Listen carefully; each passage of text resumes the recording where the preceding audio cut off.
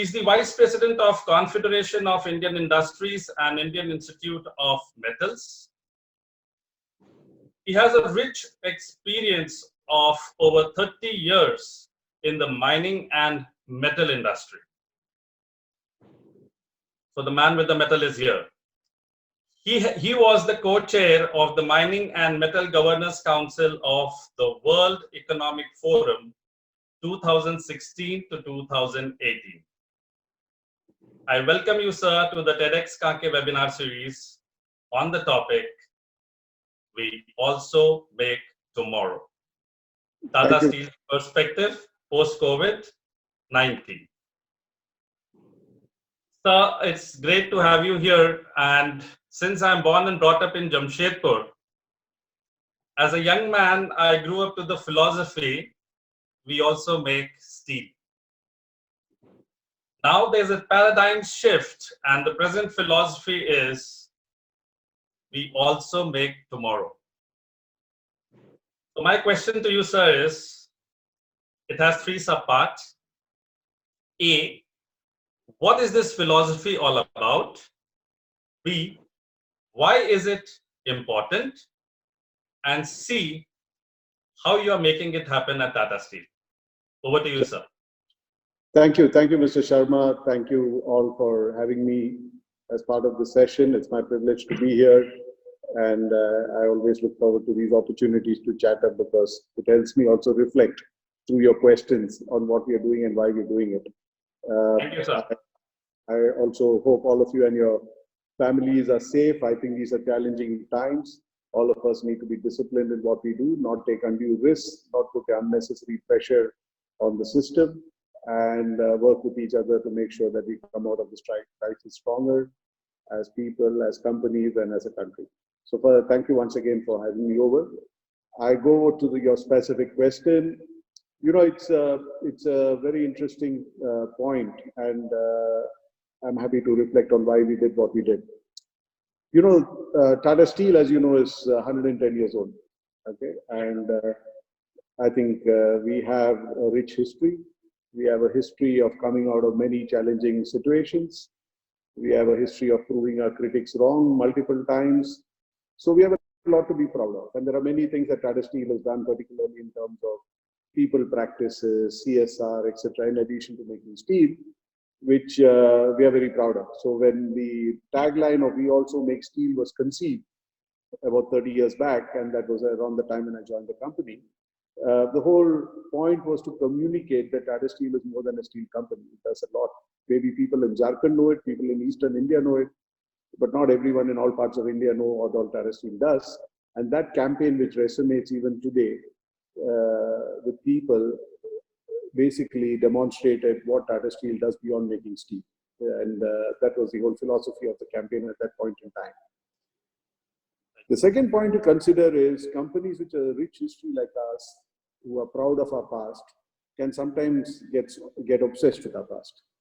You know, there's this famous Indian academic in the US called Professor Vijay Govindarajan, who's written on Freebox, you know, approach, etc., for innovation. He made a statement once which said, a company which only talks of its past has no future.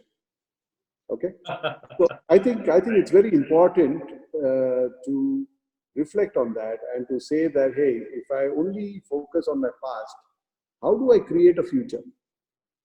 Because our predecessors created a future, and that's why we are here today, right? Our predecessors did not sit back on their past. Our predecessors created a future. So as a generation of people in Tata Steel today, while we should celebrate the past, we should be proud of the past, we have an obligation to create a future. And so how do you pivot the thinking of this company to keep thinking of tomorrow, even as much as we are proud of yesterday? Okay. So when we were thinking, so there were a number of things we were doing a few years back, and that was also the time when we said, let's do a new corporate campaign. And whenever we did any kind of survey anywhere, everyone came back with "We Also Make Steel." Everyone remembers that line. And we said, okay, so one thought was, let's continue with "We Also Make Steel" and say things differently. But they said, oh, that's a 30-year-old line. The youngsters of today may not relate with it. I mean, people of your age and my age may relate to it, but not somebody who's joined the company 5 years back or 10 years back, or likely to join the company in the next 5 years or 10 years. And when we thought about what are the youngsters looking for, the answer was really they're looking for a future. As much as they joined the company because they're proud of the past of the company, from their point of view, when they join the company, they're looking at what is the company going to do for the next 20, 30 years. So that's where my future is, you know, and it's not about what I did 100 years back, but what I'm going to do in the next 10 years. Hence, we said, okay, let's pivot around that line. We also make steel and change it to we also make tomorrow, because then you have that link which many of us feel with that old line, but you're forcing the organization to think about tomorrow. And there are a number of things to come to the third part of your question we've been doing over the last few years, which say that how do we make ourselves ready as a company for the future? So one is to make it structurally ready for the future. So there are some tough portfolio calls we are taking, restructuring, reorganization, transformation, so on and so forth, so that Tata Steel financially and structurally is ready for the future. The second part, which I think, and so that journey is going on, and one of the big parts of the journey is to say how can we grow the India business much faster, make it a bigger proportion of our total revenues, and hence in India we've pretty much doubled in the last 7-8 years. We were 9-10 million tons, we are now 19-20 million tons, going to become 24 million tons. So that's made us structurally stronger for the future, and we'll continue to grow in India. The second part is how do you culturally be ready for tomorrow? And that's where, again, while we preserve parts of the culture we are proud of, and we want to preserve and strengthen, we also create new parts of the culture which is more relevant for tomorrow. How do you make ourselves a more agile organization? How do you make Tata Steel a more innovative organization? How do you make Tata Steel a more digital organization? How do you make Tata Steel a more technology-enabled organization? So many of the actions we are taking today are in that direction. It's about creating a future, creating an organization which is structurally and culturally ready for a tomorrow, and hopefully a financially much more kind of richer company from that point of view, so that the shareholders also benefit from all these actions. Wonderful, sir. We've got some insight on exactly what you are looking to do at the philosophy when you say we also make tomorrow. So the next question that I have for you is, the Tata Group in general and Tata Steel in particular is not just a company. As I told you that since I've born and brought up in Jamshedpur, I know that it's much, much more than a company. It is an ecosystem. It's an ecosystem around which many stakeholders revolve, like the employees, the entrepreneurs, the youth brigade, the MSMEs, the SMEs, and even contractual laborers. And what Tata Group or Tata Steel does actually impacts their lives both directly and indirectly. What message do you have for them post-COVID 2019? So I think everyone is dealing with the challenges in different way of this crisis, right? I think the most heart-wrenching stories are the ones about the migrant workers, the informal workers, people who depend on daily wages, so on and so forth. And it's much easier for many of us to sit and talk about how it has impacted us, but I think it's nothing compared to how it has impacted some of them. So one is, as a community, as a society, as a company, as a nation, I think all of us have to ask ourselves, what is it that we can do? And I think that is what, to me, is important. We can always advise the government on what they should do. The government should do what it has to do. But I think what is it that as individuals, as companies, is it that we can do to make a difference? And I think the Tata Group always, has a community in the middle of whatever we think about. I think the founding fathers, Jayant Tata, said that the community is not just another stakeholder, but the very purpose of our existence, right?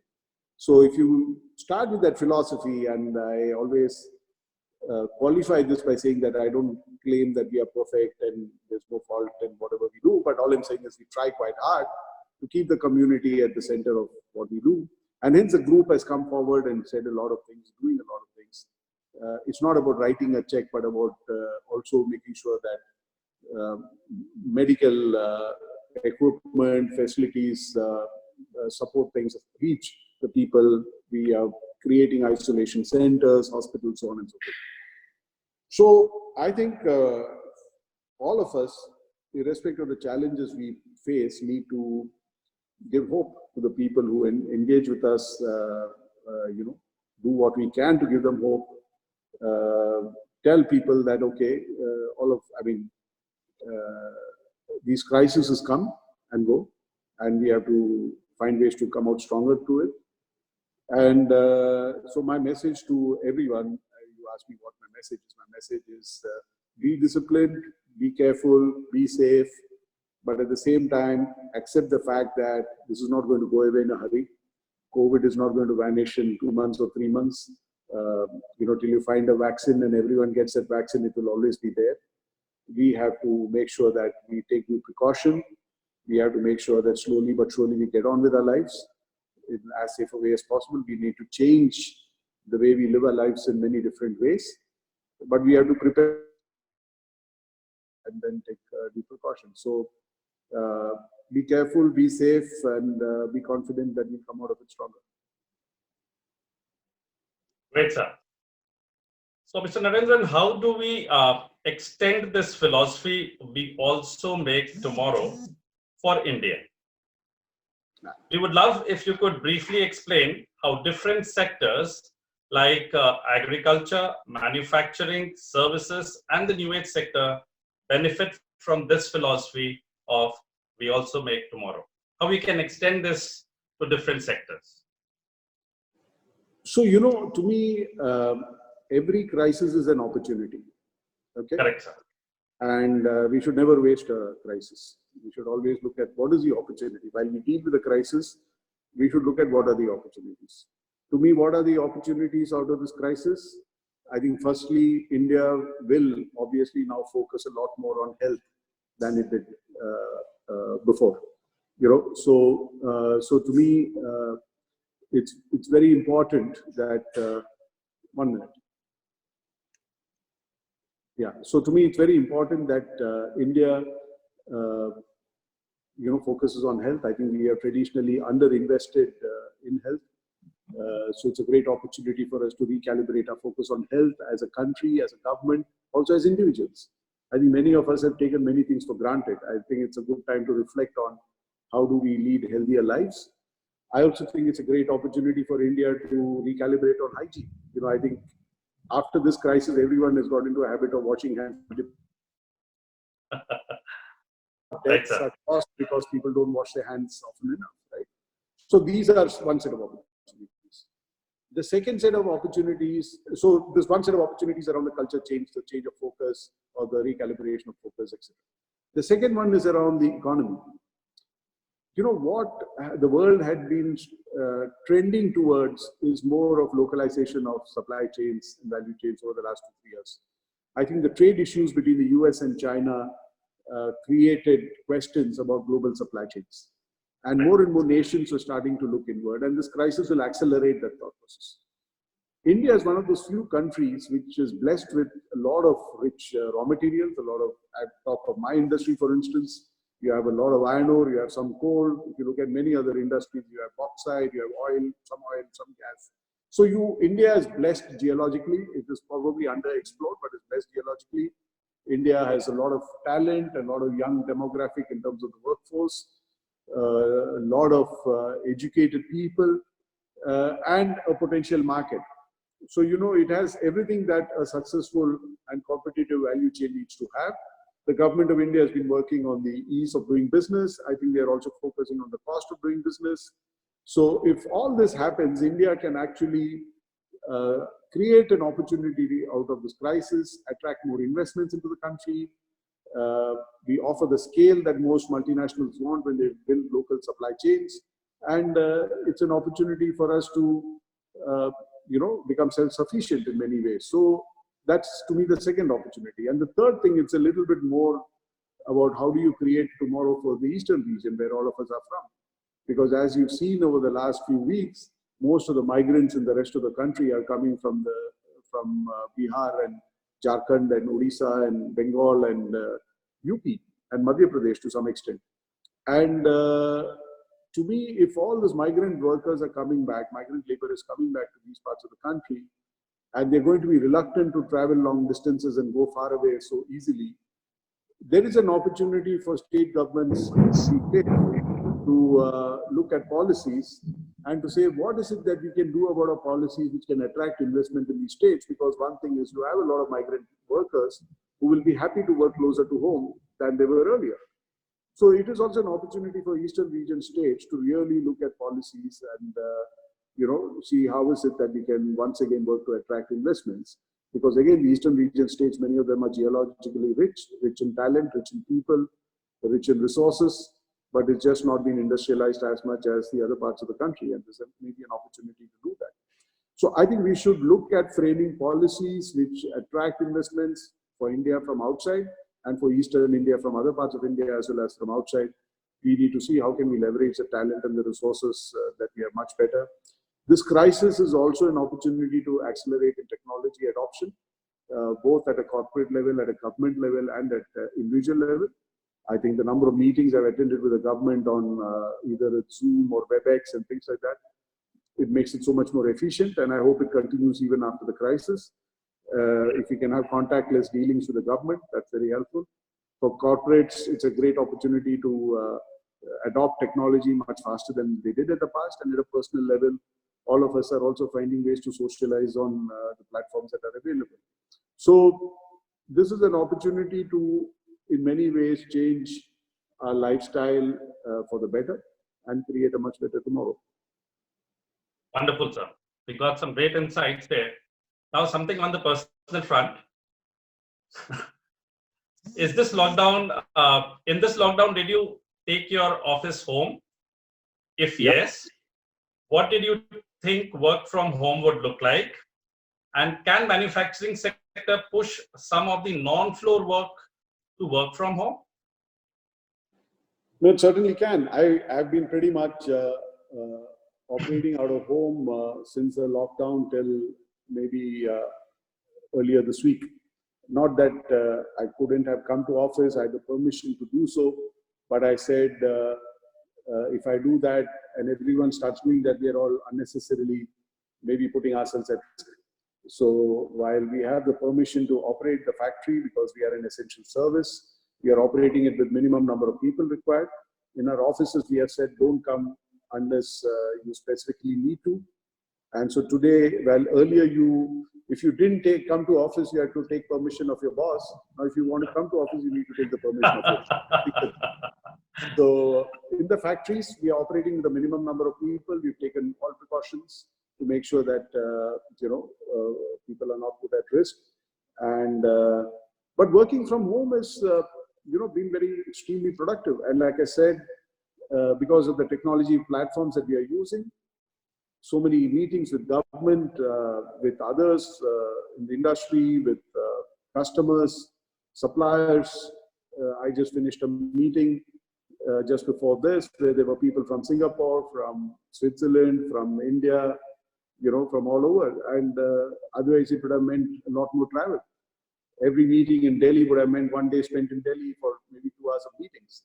But now we do multiple meetings in the same day. And so we are seeing productivity at a very, very different level. And I think this whole experience will help us take productivity of people, productivity of time, productivity of space to a very different level. So for me, work from home has been change. I didn't think I could work so many days at a stretch from home. I think it's worked quite well. Technology allows you to do that. And it's amazing. And I think it's going to change the way we look at work. If you look at I'm in Jamshedpur, so we don't spend much time commuting in Jamshedpur. But if you think of somebody in Bombay who typically then commutes for 2 hours to come to office and do things which today they can do from home, the question later will be, do I really need to invest 4 hours a day to travel to a space to do things which I can do without that 4 hours of travel? And that really changes the paradigm of the workplace. So there are, of course, challenges.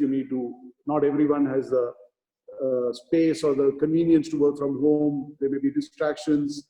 They may not have the Wi-Fi connectivity that is required. There may be security risks. So there are many issues to sort out.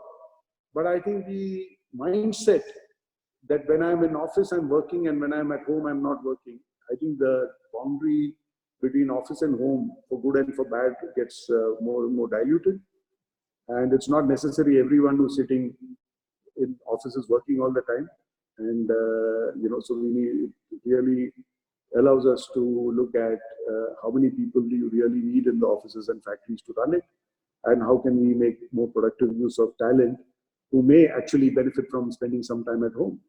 In India, for instance, a lot of very talented women are not in the workforce for different reasons.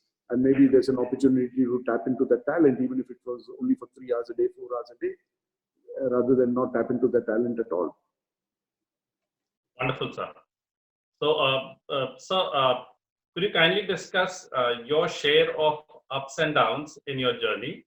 The young guys will take cues as to how you have written tomorrow in your own life. I think everyone has had ups and downs. It may not be so visible. It's not so much that people have not had ups and downs. It's about how people deal with their ups and downs. Right? I'm in a cyclical industry, so as an industry, we have ups and downs. And I always tell my colleagues, don't get too excited when things are good, and don't get too disappointed when things are bad. So I think that's a philosophy which I've used in my life at a personal level also.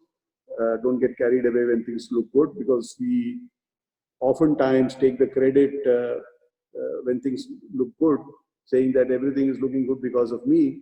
And when things look bad, you start blaming everyone else for it. Right? So I think if you are a bit more balanced about accepting that when things look good, it's not only because of our efforts, because sometimes things work in our favor. And the reverse is also true. When things are bad, it's not necessarily, it's maybe despite your efforts, things are bad, and maybe things are working against you. So one has to be a bit balanced. And I think in life, you will have many disappointments. All of us have had disappointments. There's a famous athlete who said that I worked very hard for 10 years and then I was called an overnight success. Because people see you only when you're successful. They don't see the hard work behind the success.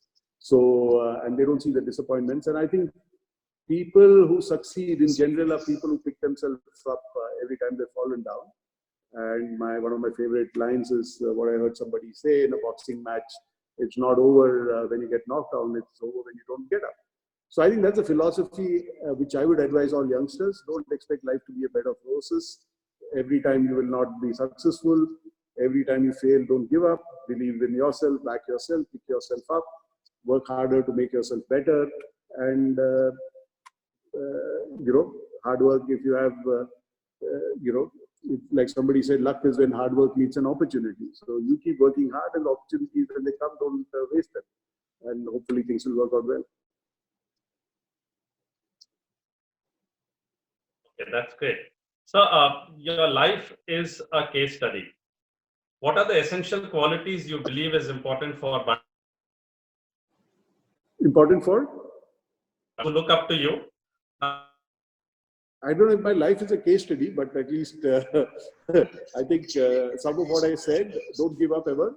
I've had my share of disappointments. I've had my share of frustrations. Never gave up. I think kept at it. You should have faith in the system. You should have faith in yourself, and keep improving yourself. Keep investing in developing yourself. Spend time to reflect on why things are not going the way you wanted it to, and I think keep working at it. I think life is a collection of experiences, and you should learn from those experiences. And if you don't learn from those experiences, then your life will not change. So to me, I think be passionate about what you do. I tell people, work for a company. You look forward to going on Monday morning. If you don't look forward to going to your office on Monday morning, then maybe you're working for the wrong place. You should love what you do, because if you have to be good at what you do, you have to love what you do. If you have to be excellent at what you do, you have to love what you do. You can't be excellent and you can't be good at what you do if you don't enjoy what you're doing. So all these are important. And I think follow your own path. Don't do things because other people did it and they did well because they did that. Not necessarily you will do well because you did that. So ultimately, life is a journey of discovery. You discover yourself, and you learn from the experiences that you have. And always be a student all your life and keep learning from the experiences that you have. And I'm sure all of us will find our paths. And success means different things to different people. success is not just about climbing the corporate ladder or making more money. It's about doing what you enjoy most. And if you're doing what you enjoy, that's what is important. It's not about doing what other people think is right for you, but what you think is right for yourself. Wonderful, sir. So now something very spicy and personal. Did this lockdown teach you to do something in the kitchen? Well, not really. To be very honest, I'm staying alone in Jamshedpur. My wife is in Delhi and my daughter is in Bombay. So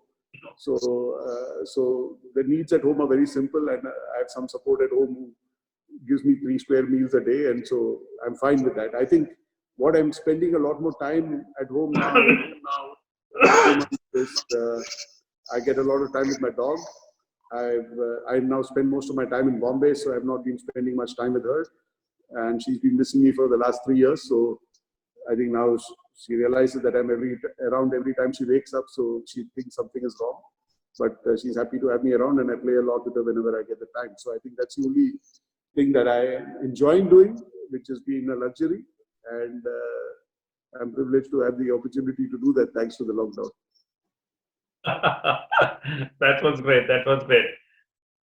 So, on a serious note, what happens to our plan to make 300 metric tons by 2030? How do you think we'll make it happen? So the ambition is 300 million tons of steel for India. We are currently at 100 million tons. Okay. Right, sir. If you look at the steel policy document which the government released at that time, the big jump in consumption was to come from the spending on infrastructure. Okay. So the assumption, I mean, today out of 100 million tons, about 10 million tons goes into infrastructure. The assumption was that when you go to 300 million tons, 100 million tons will be spent on infrastructure. Okay. So while in all other consumption sectors like automotive and appliances and all the others, the government had taken whatever the industry had projected as a rate of growth. On infrastructure spend, the government had planned for exponential growth because most of that money was to be spent by the government. The government's announcements over the last few years has also been supportive of that. If you look at the money that the government has kept aside for infrastructure, it has been increasing with every budget. Now the challenge for the government today is how do you spend that kind of money when you're concerned about the fiscal deficit, the revenue streams are not there as much as before. So will the spending on infrastructure continue as planned even last year or year before? I think there are some indications that maybe they will, because that's the best way to kickstart the economy. That's the best way to, construction is the best way to get a lot of semi-skilled people back to work. It's the best way to make sure money flows to MSMEs. So if the government spends on infrastructure, then you have a better chance of reaching the 300 million target.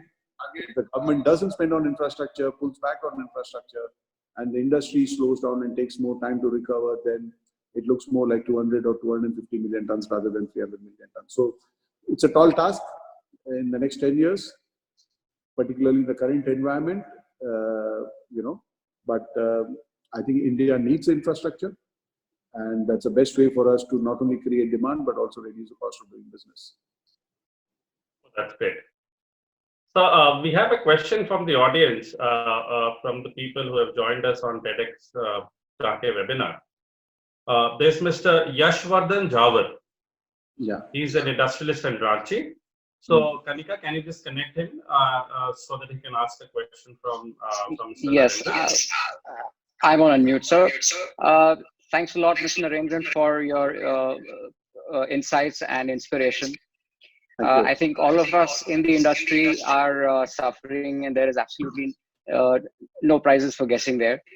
My question will be, what are the things that, kudos to the government for what they are doing to contain the spread of the virus.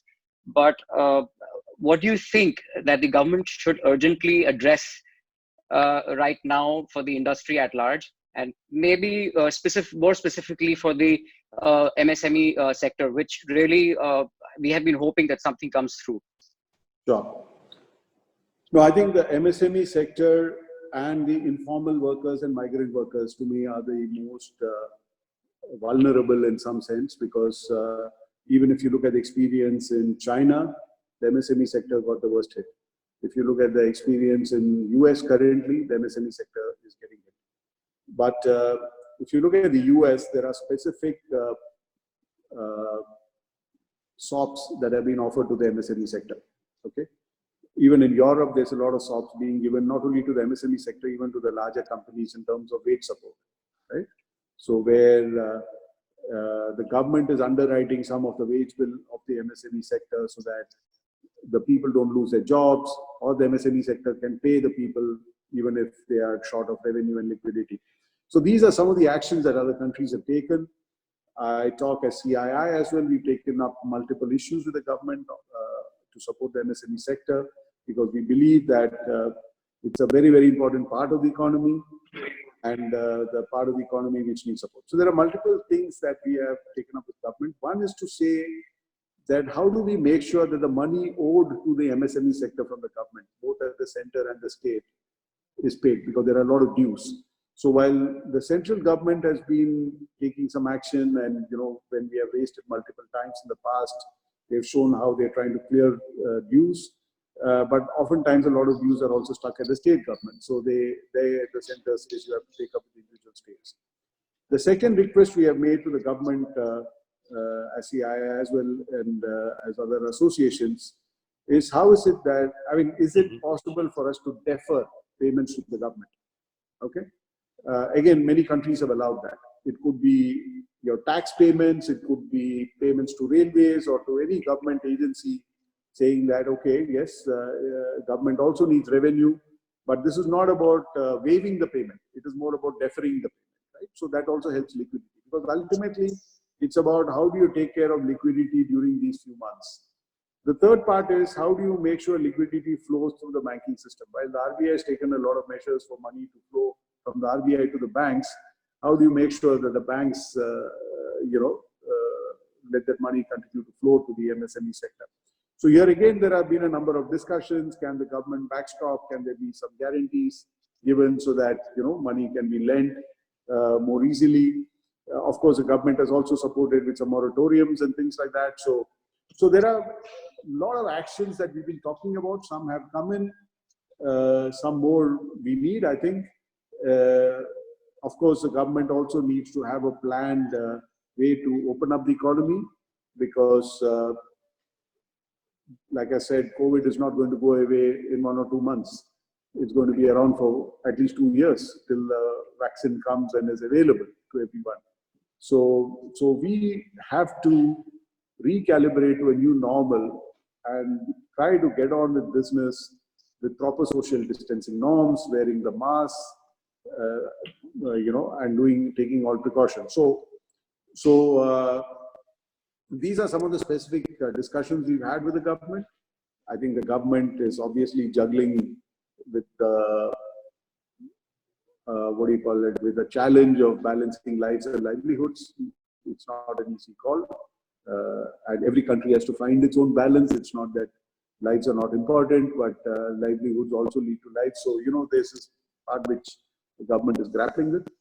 So I think the fact that MSME sector needs support is being voiced by all the associations, including CII, as we've taken it up multiple times. Government is conscious of it, and I hope we'll see more and more action. Thank you, sir. I hope it's answered. Mr. Jawar. Wonderful. Thank you, sir, for answering this question. Now I have a next question for you, sir, and it is from none other than Mr. Sunil Kumar Barnwal. So I request Kanika to unmute him, and so that he can ask the question directly. Thank you, Narendran, for giving a great insight of what Tata Steel plans and how the country is going to address issues post COVID-19. I have two observations associated with the question. As you rightly said, see, the technology adoption will increase, post COVID-19. At the same time, we see now, a lot of industry will be finding out ways to manage the industry with less number of manpower. Right. As such, with the present guidelines, they are managing with 1/3 of the manpower. On the other hand, we see large workforce moving away from the industry back to the villages, where of course they'll have other problems of employment and all. My question is, how do you think the government should respond for particularly in the context of our country, where there is a huge youth population looking for employment, jobs. At the same time, we are now facing a situation where there will be huge employment loss because of the more technology adoption, as well as a lot of work industry aligning to work with the low manpower.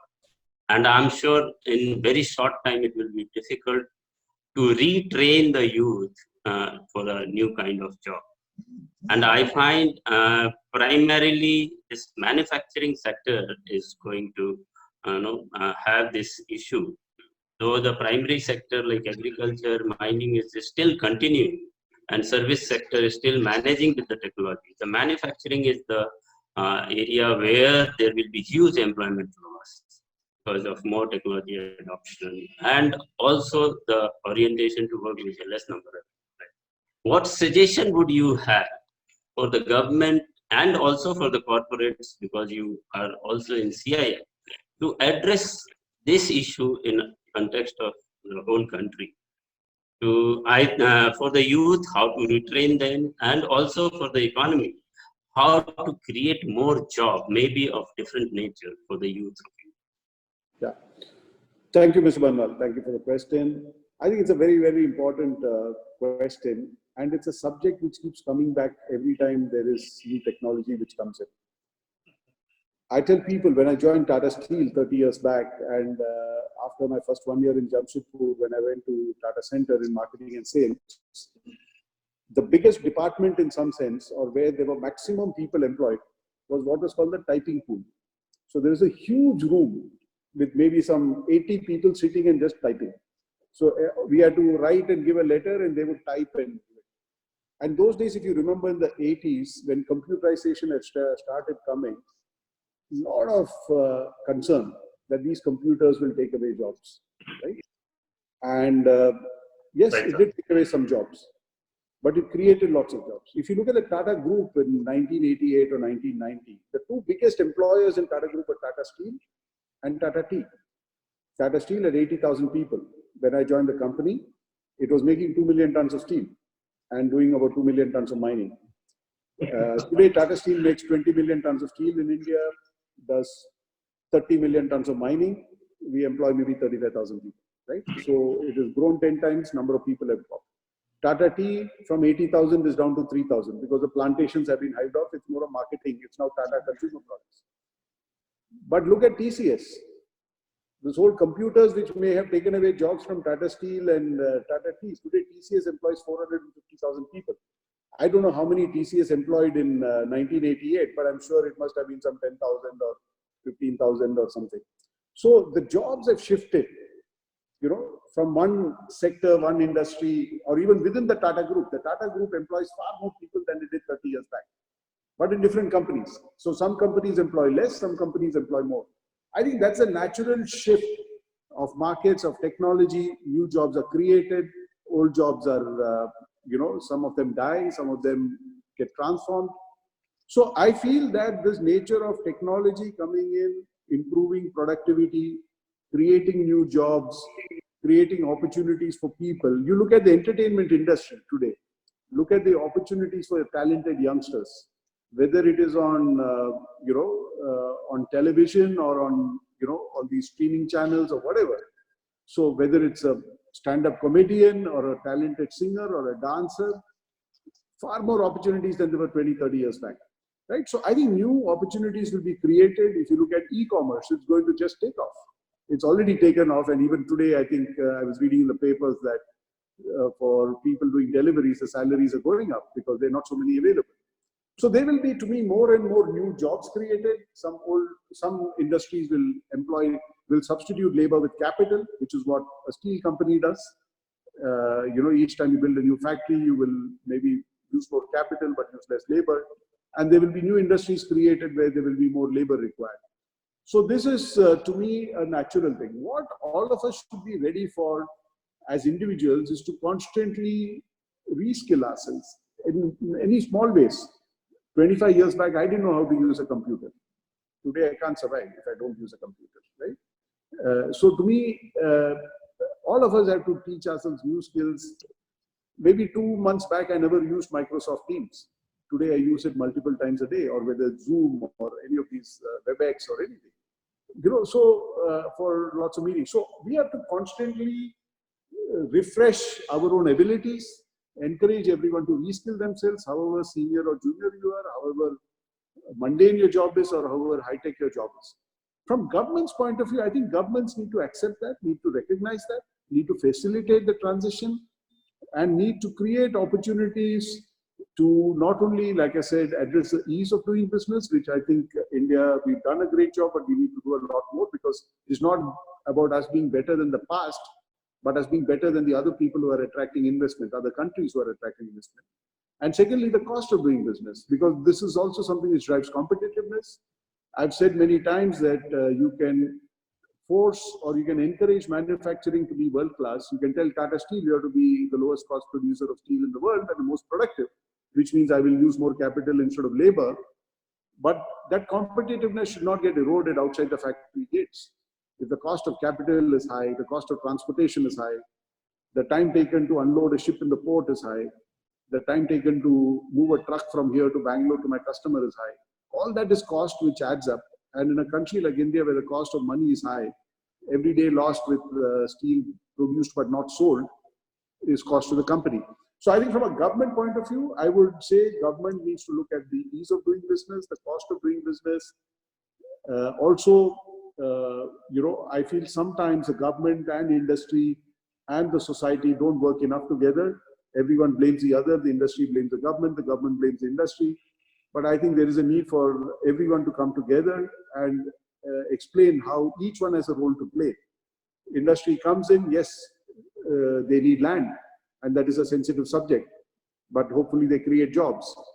So these are the things that we need to plan for. The other thing I want to make is, if you look at labor, and India had all these migrant workers going to other parts of the country, I think what will be expected now from industry is that you need to create better working conditions and create better facilities for workers who go there so that they live in decent conditions.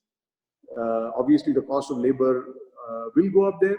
Mechanization may increase there, but that may also create opportunities for Eastern region where investments may come, because migrant labor is available here locally, maybe cheaper than it is available in the West and North and South. So I think there will be a rebalancing, and it is for governments, like I said, in the East to now use this opportunity to look at policies, attract investments. If I look at a state like Jharkhand, the state we are in, at least I'm in, there is no other state in India where there is everything from iron ore mining to automobile manufacturing. And the Tata Group is doing it. We are doing iron ore mining, we are doing coal mining, we are making steel, we are supplying to Tata Motors, who's making a truck. You can't have any more value addition. The iron ore and coal is in Jharkhand and the truck is being made in Jharkhand.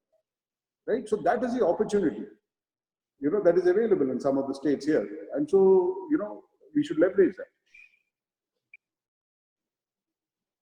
So I'm having a next question from Mr. Rohit Tripathi.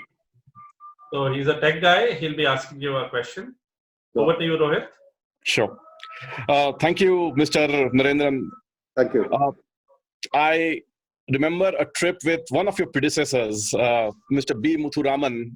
We met on a flight from Rio de Janeiro to Dubai. Oh, where okay. he went to Brazil to kind of look for acquisition of some mining. I think probably it was a nickel or maybe steel mine. But we sat together on the flight and we had a long chat. It's a long flight, and he was very excited about one of the acquisitions in Europe, Corus, which was a huge acquisition in 2008. And it came, it was huge in media too, and probably Tata Steel leveraged quite a bit for that acquisition. So I actually have two questions. First is, how did Tata Steel handle the Corus acquisition given the fact that events later on did not turn out to be so favorable, especially with respect to Chinese overproduction? And second question is, how does Tata Steel manage to stay nimble and agile, given the fact that steel industry is heavily government subsidized in many countries, and it's almost a commodity, and it's not easy to compete.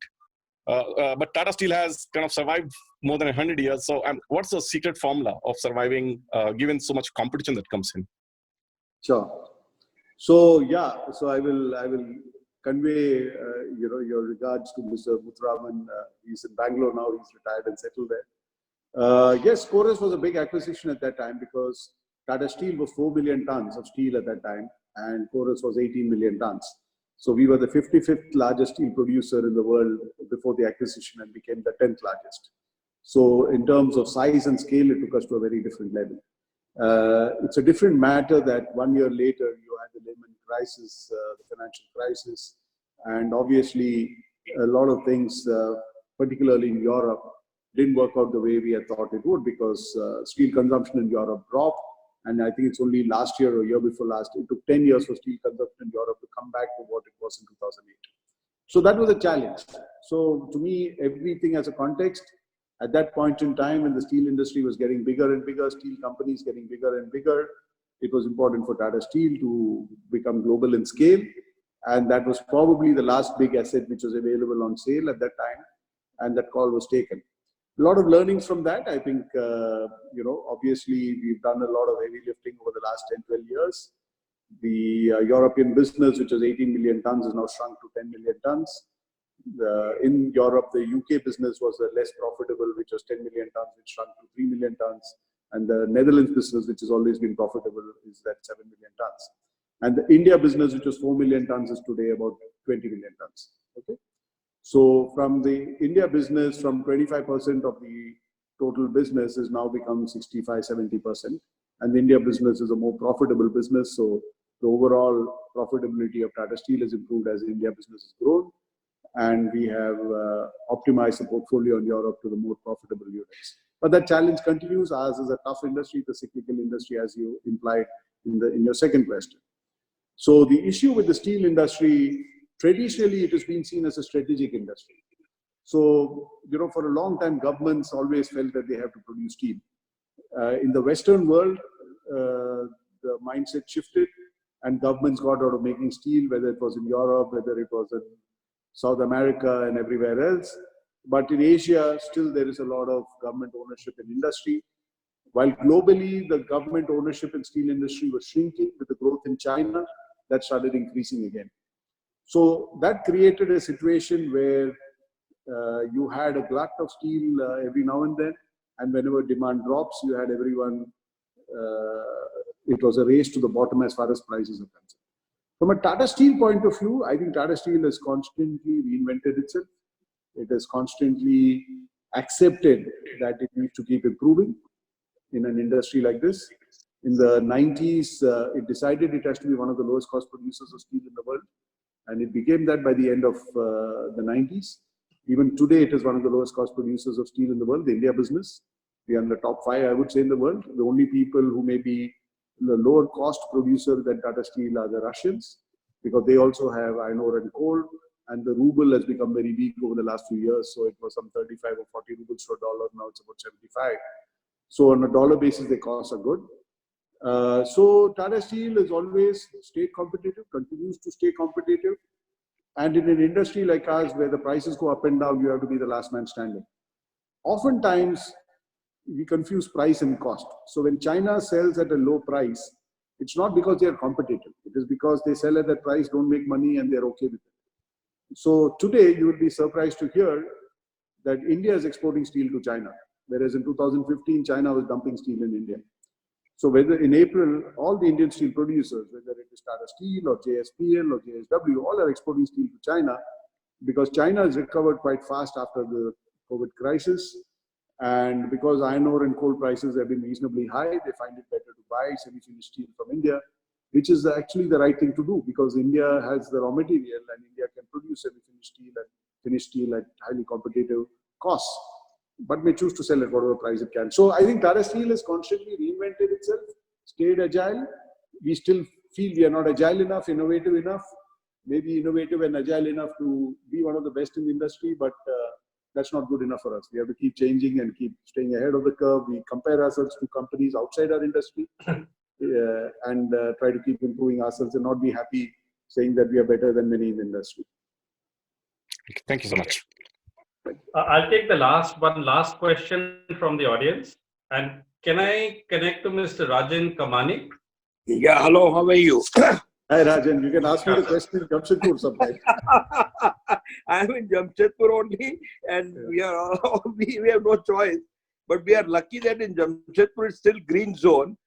We've been trying to fight with the government that they should open up Jamshedpur instead of keeping it closed, because we are not in the red zone or we are not in the orange zone. And I believe that I spoke to Saryu Rai today, and he says that probably by tomorrow they'll open up and make Jamshedpur like the rest of the country of green zone. So, see, my question to you was that the way things are going, I think because it's a long drawn out crisis of COVID-19, it will take almost a year or maybe 18 to 24 months, before the industry will be able to come back to the position which it was maybe 2 years ago or 1 year ago before the crisis. So what do you feel is the position going to be for the auto industry, which is for the next 2 years? You feel that it will drop substantially than what it was doing in the past? Or will the drop be almost like 40-50%, or will it be more? Because this is going to impact a lot of jobs in the economy. Yeah. And having said that, if it was going to affect a lot of jobs, what are the alternatives for people who are coming in from outside, like the migrant laborers in Jharkhand? Is another question which I thought that maybe you can share some light on. Sure. So auto industry obviously has a slightly tricky future, but I think the jury is still out. So let me give you two sides of the prospects. So one is obviously even in China, for instance, the auto industry dropped, but it started picking up a bit. So if I divide the auto industry into the vehicles, passenger vehicles and two-wheelers. So one school of thought is, given this whole concern about hygiene, social distancing, people who used to take public transport but can afford a two-wheeler will now start buying two-wheelers, saying that I don't want to risk getting into a bus or getting into a train or something if I can afford a motorcycle or a scooter, if not a new one, a used one. So there is a view that there will be some demand because of that. It may take some time. If I look at one part of the economy which is going to struggle a bit to come back is the shared economy. Because again, people are going to be far more concerned about hygiene. So there is a view that a lot of people who used to share a car, if they can afford a car, may buy, because there were a lot of youngsters, for instance, who are not interested in buying cars because saying that I can always call a taxi. But today, that youngster may think twice, may say that, hey, maybe I'm safer off in a car than, using a car which is used by somebody else. So there is that part. So some of these actions I feel may be positive for demand, but the other side is people will postpone expenses which can be deferred, and so may say, hey, I can afford to buy it next year, buy it this year, let me conserve cash. So that decision will also be dependent on jobs. If I've lost my job, I'm certainly not going to be buying a car or a two-wheeler or anything. I'll wait till I get a job. That's why more and more governments across the world, whether it's in Singapore or in Europe or the US or anywhere, try to pay people during a crisis, or try to pay companies during a crisis so that they pay their people, so that jobs are not lost. If jobs are not lost, consumption is not postponed, and so the demand comes back much faster. If I look at commercial vehicles, again, a lot of it started, I think, slowing before the crisis because of these overloading rules, because of liquidity not available, because of the NBFC issue. But if construction and infrastructure starts as the government wants it to, then again, I hope that there will be a bit of an upside for commercial vehicles. But I see auto to take at least 6 months to 2 to 3 quarters, if not 4 quarters, to really come back to anywhere close to normal. This is my view. Okay. Thank you, sir. Thanks for your question. Sir, I have 2 quick questions for you. When do you expect a V-shaped recovery to begin? Number 1. And number 2, we are seeing a lot of companies moving out of China. So what should India do to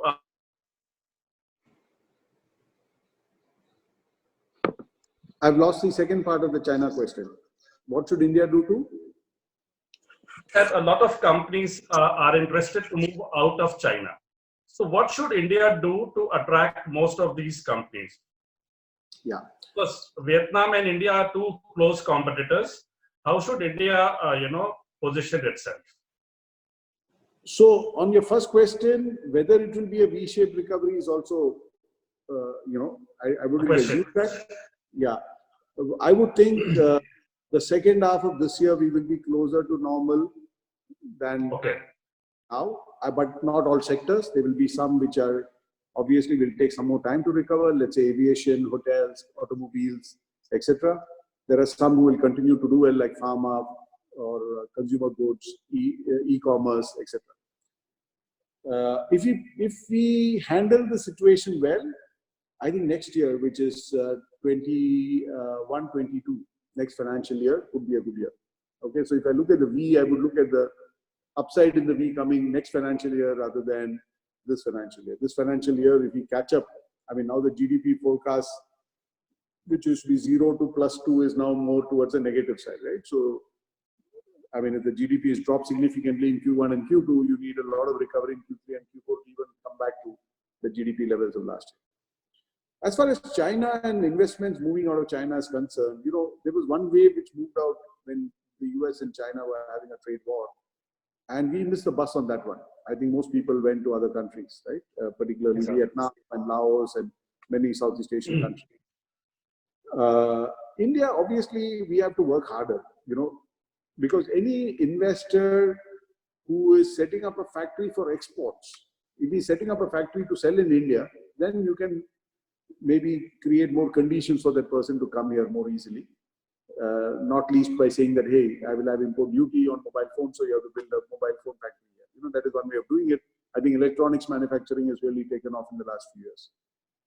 But otherwise, if we have to get investors in, we have to really look, like I said, at the ease of doing business, the cost of doing business, the unnecessary oversight we have sometimes on some things which should be left alone to the industries. There are also softer issues. The other day in a CII discussion, one of our senior members said, who deals a lot with foreign companies, he said many companies also look at the quality of schools. They look at the quality of nightlife. They look at the quality of social life or whatever.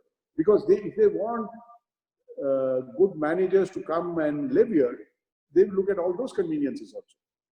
So if the pollution is very bad, if the quality of schools from an international point of view is not so great, if you have too many restrictions, on restaurants and pubs and whatever, because it's not about morality, it is about what is it that people look for and why do people go to a Singapore or a Hong Kong or other places to, even for that matter in the Middle East, why do people go and live in Dubai as compared to other places in the Middle East? Because Dubai has a freer kind of environment than most of the places in the Middle East. So when you look at attracting expatriates, attracting investors from overseas, one really needs to understand what is it that they look for beyond the cost of doing business, ease of doing business, lifestyle choices that their employees have to make. And we have to then create a package that is attractive for them. So I think there's a lot to do for us and we can do it, but a lot of hard work is required. As far as the scheduled time is concerned, we are already there 1 hour. But if you permit, I'm having a lot of questions. If you can take 2 more quick questions. Sure. Okay. Okay. So the next question is from Kanishk Poddar. He's the bicycle mayor of Ranchi and co-organizer at TEDx Kake. So he'll ask one question to you. Hello, sir. Thank you so much for being part of this event. We are privileged to have you and listen to your perspective. My pleasure. So my question is, this COVID-19 has made many things which we never thought as a new normal. And work from home is one part which is now a new normal.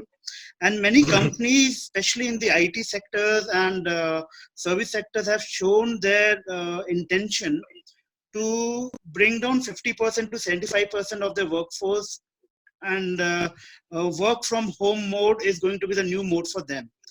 Where do you see Tata Steel into it? Will you go forward with your employees working from home even after the COVID-19 ends, after a year slowdowns, things slowdowns? And what do you think MSME sector will work like? Will there also be an option for them to take up work from home as the new normal for them? So I think there will be far greater acceptance of work from home than before. Okay, so Tata already had a work from home policy, but those were, you were given that permission as a special case, right? So if you had some issues, you sought permission and the job could be done from home, you were allowed to work from home. So we had some flexibility on that before. But we are asking ourselves if this company could run for the last 2 months with most people who used to otherwise sit in office working from home, then we really need to reflect on, should it be by exception or should it be part of a policy to say, I don't care where you sit as long as you do your work. So we are reflecting on this. Obviously, we need to look at all aspects to it. Not everyone will want to work from home all the time, because there may be people who don't have that luxury of private space in their home to be able to work without disturbance. So there may be many who may not want to work from home. There may be many who are happy to work from home because they have that flexibility. So we are very clear we're going to be more and more flexible on some of these things. Our HR team is developing what would be the right policy for it. Obviously, the factories, we will need to have people coming in, but again, the question is how many people will be there? How can we, have the minimum number of people required so that we reduce the risk to them. One of the advantages Tata Steel has is in the last 3 years, we spent a lot of money on the IT infrastructure. So we are able to do it. So when you ask me about the MSME sector, it's not so easy to just work from home unless you have the right IT infrastructure, the ability to access all your office, systems, have the comfort that the security is not compromised, cyber security is not compromised, the broadband connectivity in the people's homes are good enough, so on and so forth. So I think the MSME sector, but at the same time, there's a huge amount of space you can release. And particularly if you're an MSME working in a big city, I'm sure there's a lot of office rent you're paying, a lot of time spent by employees in commuting, and if you can save that time, maybe you can also tap into talent who you couldn't tap into earlier. Like I said, there may be very talented people for personal reasons who are sitting at home because they can't spend 8 hours outside their home. Now, if you give an option that anyone who can give me 4 hours a day, I'm willing to hire on a work from home basis, you may find a lot of very talented people who are willing to work for you. So the MSME sector can also tap into talent who may not have been available otherwise if they allow these kind of facilities. So I think it's a question of how you translate this into an opportunity. How do you rethink, your work processes? How do you expand your work processes to involve this? And how do you also create some protocols so that there is some, because one of the complaints I hear from people now during work from home is there is no difference between a working day and a weekday because everyone calls you at any point in time. Saturday or Sunday or morning or evening because they assume that you work from home, so you're available all the time. So one has to define some protocols as well. Wonderful. Wonderful, sir. So the other philosophy you also make, what I understood is that to make that happen, to make tomorrow. I can't hear you for some reason. It's very distorted. Okay. So to sum up, yeah. To make the philosophy, to make tomorrow happen, we need to understand 3 different. Mr. Sharma, I can't hear you clearly. Can you ask others to put themselves on mute? I can't hear you clearly. Maybe there's a lot of feedback.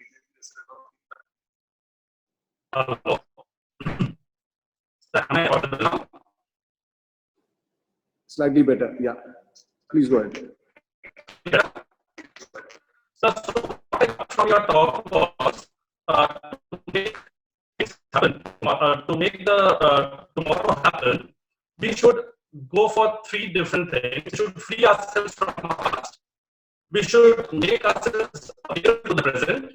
And only when we are available in the present will we be able to make tomorrow.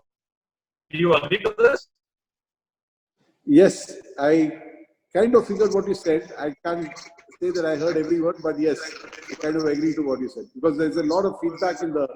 Maybe you should ask the administrator to mute everyone else so that there's no feedback. Yeah, administrators, is everyone muted?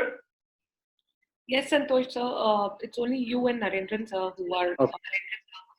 Okay. So to wrap up, to make tomorrow happen today, what I was trying to summarize is we should free ourselves from the past. This will make us available for the present. And only when we are available in the present will we be able to make tomorrow. Absolutely. Absolutely. I think you articulated it well. I think don't obsess with the past more than required and keep thinking of the future and enjoy the present.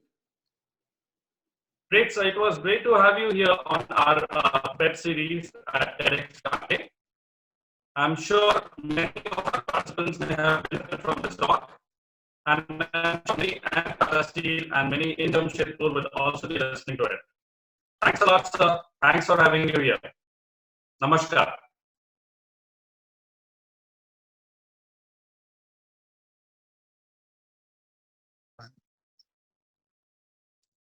Thank you so much. Thank you, sir. Thank you. Thanks a lot. Thank you. Thank you.